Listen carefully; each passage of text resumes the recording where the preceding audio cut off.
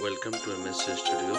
आज हम बिहार विद्यालय परीक्षा समिति के इंटर आर्ट्स इतिहास के मध्यकालीन भारत के अध्यक्ष हो मुगल दरबार इतिवृत्त द्वारा इतिहास का पुनर्निर्माण का कुछ महत्वपूर्ण प्रश्न करेंगे, जो आपके एग्जामिनेशन के दृष्टि से काफ़ी महत्वपूर्ण होगा।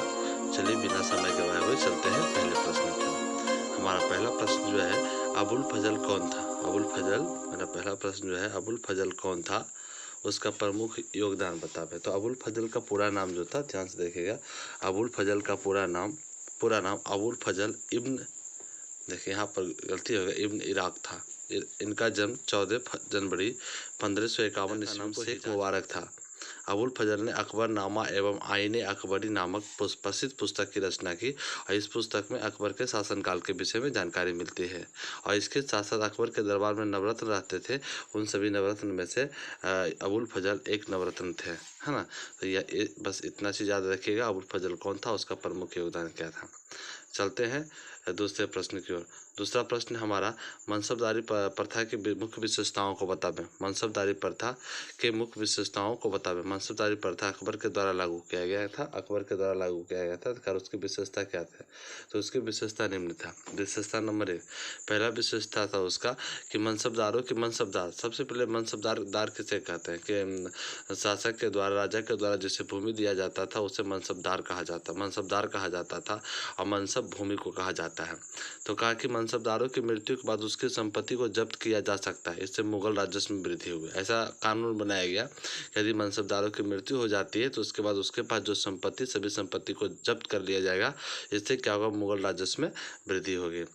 पॉइंट नंबर ख की ओर आते हैं। मनसबदारों को चयन उसके योग्यता के आधार पर किया जाएगा, माने कि मनसबदार का जो चयन होता था उसके योग्यता के आधार पर किया जाता था। आते हैं पॉइंट नंबर नेक्स्ट की ओर। इस प्रथा के बाद मनसबदार बादशाह के वेतन पर निर्भर हो गया। अरे इस प्रथा के बाद मनसबदार बादशाह के वेतन में, बादशाह के द्वारा जो वेतन दिया जाता था उस पर निर्भर हो गया, उसे अतिरिक्त इनकम बंद हो गया। मनसबदारी प्रथा में जागीरदारी प्रथा को समाप्त कर दिया। जागीरदारी प्रथा मतलब कि हमारे पुत्र की जो भूमि है वह हमारे पुत्र की भूमि होगी, हमारे पिता की जो भूमि है उसके हमारी होगी, ऐसा सिस्टम क्या हो गया, समाप्त हो गया। आते हैं, अकबर को राष्ट्रीय शासक क्यों कहा जाता है? अकबर को राष्ट्रीय शासक इसलिए कहा जाता है कि अकबर शासक बनने के साथ ही अपने क्षेत्र में शांति स्थापित किया, शांति वैवाहिक संबंध बनाकर सभी राज्य के सभी नागरिकों को जोड़ने का प्रयास किया। इन्होंने क्या किया, ब्राह्मणों पर से जज्जिया कर समाप्त कर दिया। जज्जिया कर 1582 ईस्वी में इन्होंने दीन इलाही धर्म चलाकर, कई कारण थे जिसके कारण अकबर को राष्ट्रीय शासक कहा जाता है। देखिए अकबर ने अपने शासन, देखिए यहाँ पर देखिए मिस्टेक हुआ, अकबर के लिखा गया। अकबर ने अपने शासनकाल में, यहाँ देखिए छूट गया, अकबर ने अपने शासनकाल में कई महत्वपूर्ण निर्णय लिया। साम्राज्य में मतलब मुगल काल में साम्राज्य में गैर मुसलमानों को काफ़ी राहत दिया गया, तथा ब्राह्मणों पर से इन्होंने जज्जिया कर को समाप्त कर दिया। यही बात तो बता रहे, जज्जिया कर क्या कर दिया, समाप्त कर दिया।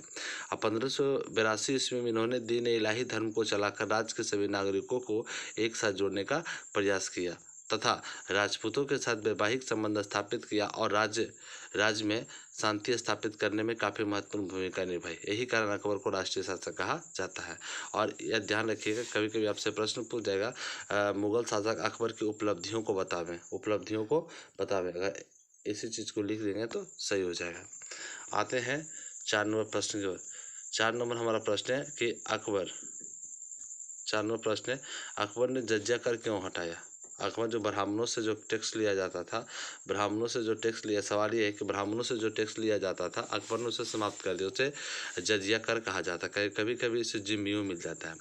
जजिया कर गैर मुसलमानों से वसूला जाता था। जजिया कर किससे वसूला जाता था? गैर मुसलमानों से वसूला जाता था। इस कारण मुस्लिम और गैर मुस्लिम जनता में भेदभाव बढ़ रहा था। अकबर ने अपने शासनकाल में धार्मिक नीति अपनाई, और अकबर ने महसूस जजिया कर उसकी धार्मिकता की नीति में बाधा डाल रही है। यही कारण अकबर ने जज्जिया कर समाप्त किया। सीधी सी बात है, अकबर ने जज्जिया कर समाप्त क्यों किया? अकबर ने जज्जिया कर समाप्त इसीलिए किया क्योंकि धार्मिकता की नीति में बाधा उत्पन्न कर रहा था। तो उन्होंने क्या किया, और इसके साथ साथ गैर मुस्लिम और मुस्लिमों के बीच भेदभाव की भावना उत्पन्न हो रही थी, इसलिए वह जज्जिया कर को समाप्त कर दिया। आते हैं 5वां नंबर प्रश्न के। 5वां नंबर प्रश्न, मुगल काल के केंद्रीय प्रशासन की मुख्य विशेषताओं का वर्णन करें। मुगल काल के केंद्रीय प्रशासन के मुख्य विशेषताओं का वर्णन करें। तो मुगल कालीन केंद्रीय प्रशासन को 4 वर्गों में विभाजित किया गया, जिसका नाम है, देखिए यहाँ पर मिस्टेक हो गया, वजीर लिखा गया, यहाँ पे क्या होगा, वजीर, मीर, बख्शी, खान ए समारूद उस-सुरूर, है ना। तो पहली विशेषता है वजीर का काम क्या था। वजीर का काम क्या था? वजीर का काम था, वजीर राजस्व विभाग तथा बादशाह का प्रधानमंत्री होता था। वजीर जो होता था राजस्व विभाग और बादशाह का प्रधानमंत्री होता था। और सम्राट की अनुपस्थिति में वह शासन के साधारण कार्यों को बादशाह की तरह के देखता है। मतलब कि कह रहा है कि वजीर राजस्व विभाग और बादशाह का प्रधानमंत्री होता था, और कभी कभी सम्राट नहीं होते थे तो उसके काम की देखरेख वजीर करता था। दूसरा था हमारा मीर बख्शी। दूसरा हमारा क्या था? मीर बख्शी। मीर बख्शी का यह सैन्य प्रशासन की देखभाल, मनसबदारों का प्रधान, सैनिक की भर्ती, हथियारों तथा अनुशासन के प्रभारी होता था। ये मीर बख्शी इतना काम करता था। और खान ए समाज को क्या होता था? राजमहल तथा कारखानों का अधिकारी होता था। खान ए समाज क्या होता है? राजमहल तथा कारखानों का क्या होता था? अधिकारी होता था। और एक लास्ट जो है हमारा रुद्र उस सुदूर का, यह धार्मिक मामलों का अधिकारी था। दान विभाग भी इसी के अंतर्गत था। रुद्र उस सुदूर को शेख उस इस्लाम के नाम से भी जाना जाता है। अब सवाल है कि मुगल शासक अकबर की उपलब्धियों को बतावें। माने कि देखिए कितना मुगल शासक अकबर की उपलब्धियों को बतावे, इसका मतलब अकबर जब शासक बने तो उन्होंने कौन कौन सा काम किया, सभी कामों को लिख देंगे तो हमारा उत्तर कंप्लीट हो जाएगा। जैसे 2-3 पॉइंट लिख दिए, कभी कभी दीर्घ उत्तरीय में दे देता है, तो और माने कि इसी चैप्टर के और क्वेश्चंस को जोड़कर इसे दीर्घ उत्तरीय बना लेंगे। अकबर मुगल वंश का शासक बनने के साथ ही अपने राज्य में शांति स्थापित किया। पहली बात, अकबर मुगल वंश का शासक बनने के साथ ही अपने राज्य में क्या किया? स्थापित किया। और दूसरा पॉइंट है कि अकबर ने राज्य के व्यक्तियों के बीच भेदभाव की भावना को समाप्त करने के लिए ब्राह्मणों पर से जज्जा कर को क्या कर दिया? समाप्त कर दिया।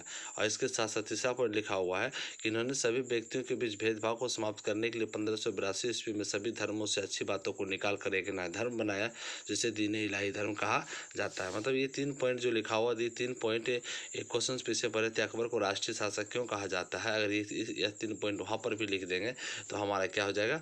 सही हो जाएगा।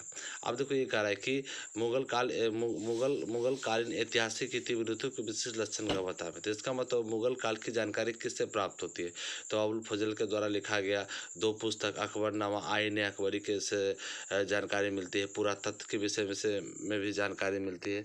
मतलब कि जो 4-5 साधन है जिससे मुगल काल के विषय में जानकारी मिलती है, उन सभी चीज़ों को इसमें लिख देंगे और ये कंप्लीट हो जाएगा। अब आते हैं कि दीन इलाही साहब क्या समझते हैं। अकबर सभी धर्मों को आदर करता था। अकबर के सभी धर्मों को क्या करता था? आदर करता था। लेकिन अकबर नए धर्म की खोज करना चाहता था जिससे सभी लोग माने। इसके लिए इन्होंने क्या किया?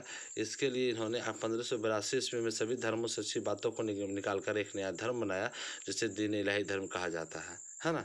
यह एक ऐसा धर्म था जिसे सभी धर्मों के मौलिक सिद्धांतों को समावेश था। और में कहने का तात्पर्य हुआ कि एक ऐसा धर्म था जिसमें सभी धर्मों से अच्छी अच्छी बातों को निकालकर बनाया गया था।